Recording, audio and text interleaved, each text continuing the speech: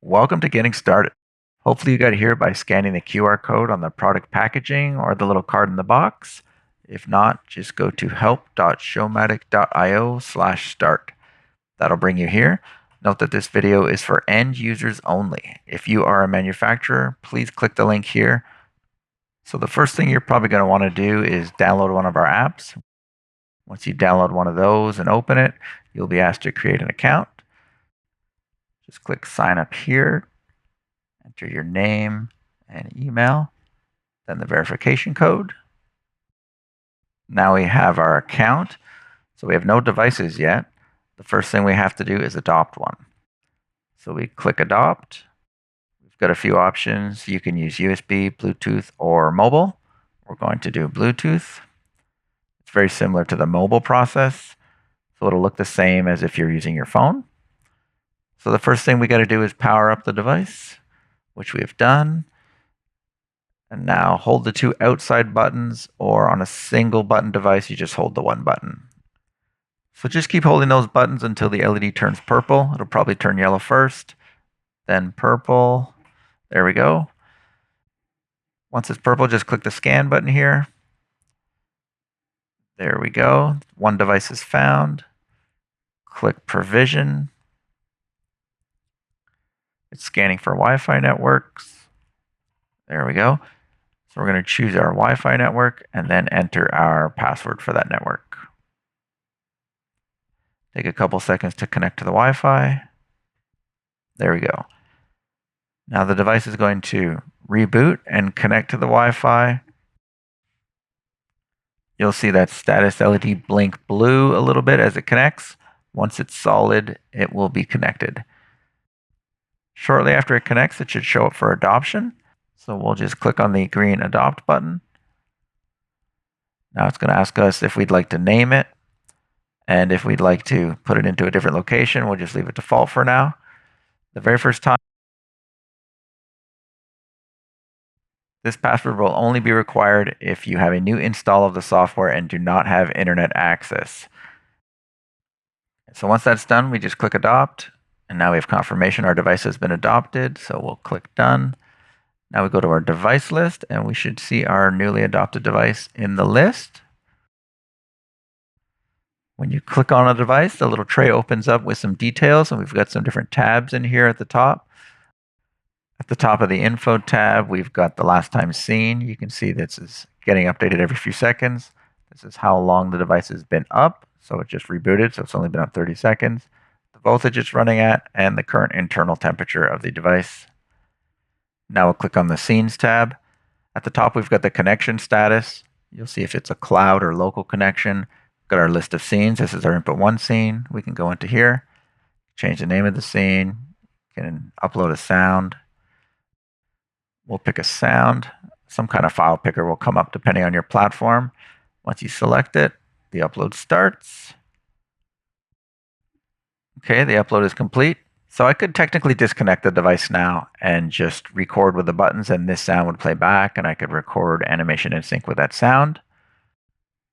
If you wanted to continue recording the animation on your computer, then you would click the timeline button.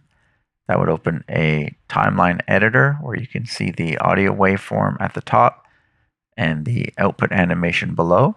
So you can just draw output animation with your mouse by dragging the cursor around. In the bottom right corner, if we click on this button, we will enable real-time control. First time you click it, you'll see a little pop-up that's telling you if you press the number keys, and it'll control the outputs. So I'll bring up the device now, and I'll start pressing the number keys, and you can see that the outputs on the device are turning on in real time. Now, if we tap record, we'll actually hear that sound that we uploaded start playing back. First time you tap record, you get a little notice that spacebar will start recording. So recording is armed. I hit spacebar, and now I'm just tapping the number keys at the top of the keyboard as the sound plays. This will play back in sync with the sound once we play it back. There we go. So we just recorded our first animation in real time. If I wanted to save that to the device, I would just click save. Now I can click close and close the editor. Now we'll trigger the device using our little external trigger here. And as you can see, the animation is playing back in sync with the sound, just the way we recorded it.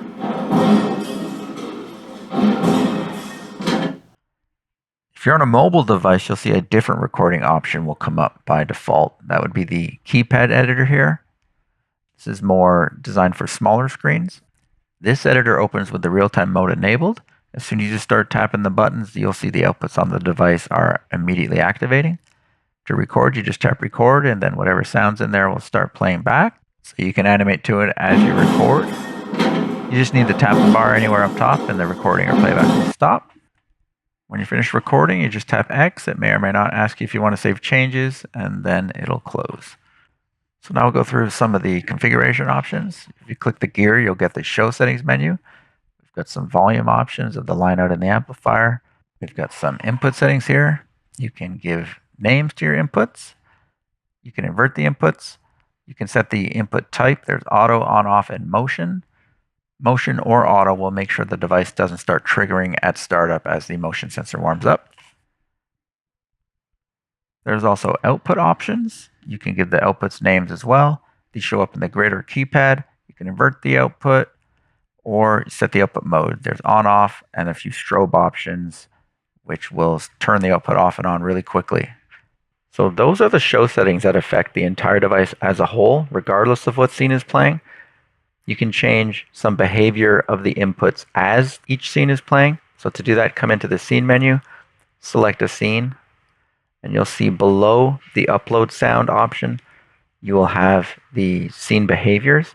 Here you can choose if the scene is interruptible by the other input, if it only plays while the input is active, if the output should stay on, if they're left on at the end of the scene, if you want the scene to be able to loop, if the trigger stays on, a post delay if you'd like to prevent the scene from re-triggering again too quickly, and then what scene plays after that one.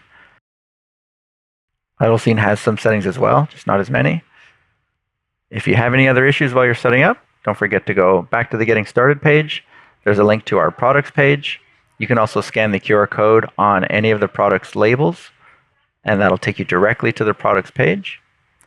And here you'll find all kinds of wiring diagrams, a video specifically for that product, a deeper explanation of all the settings, and if you still can't find your answer, you can email us at the link below. Thanks for watching.